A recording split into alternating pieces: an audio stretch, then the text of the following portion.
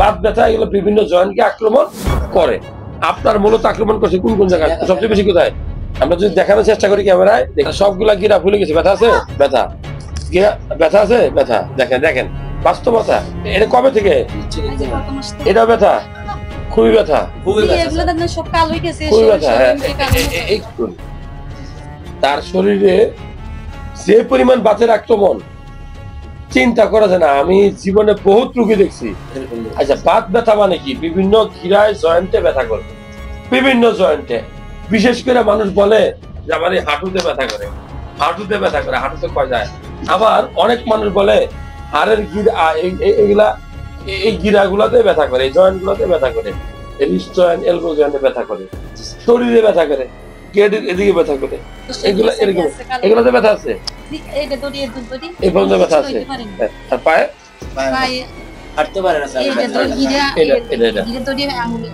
আচ্ছা, আমরা যদি দেখলাম যে ব্যথাগুলা, বাত ব্যথা কেন হয়? বাত ব্যথা মূলত কিছু খাবার থেকে হয়, বংশগত ভাবে হয়, অলস জীবন যাপন করলে অনেক সময় হয়, কিছু ঔষধ খাওয়ার কারণে হয়।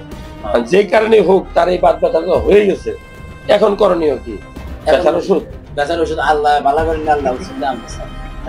ব্যথার ওষুধ খাইতে তো হবেই, কিন্তু নির্দিষ্ট মাত্রায় খাইতে হইব, সহ্য করতে হবে। কিছু খাবার খাইলে বাত ব্যথা বাড়ে, যেমন সিমের বিচি, ডাল, ছোলা, বুট, বাদাম, এরকম কিছু বিচি জাতীয় জিনিস আছে না, মোলা, কলিজা, মগজ, ফুসফুস, এই ধরনের কিছু খাবার আছে যেগুলো বাত ব্যথাকে চাঙ্গা করে দেয়। এমনি চলতেছে মিছিল, কিন্তু দোলের বাড়ি দিলে কি হবো? মিছিল আরো বাড়তে হইব। হ্যাঁ, চলে আগুন, দিতেও পানি, দিছে তেল, চলবে, এরকম আর কি। তো যাই হোক, আল্লাহ ভালো করা মালিক, আল্লাহ কাছে তার প্রত্যেকটা গিরা তার ব্যথা।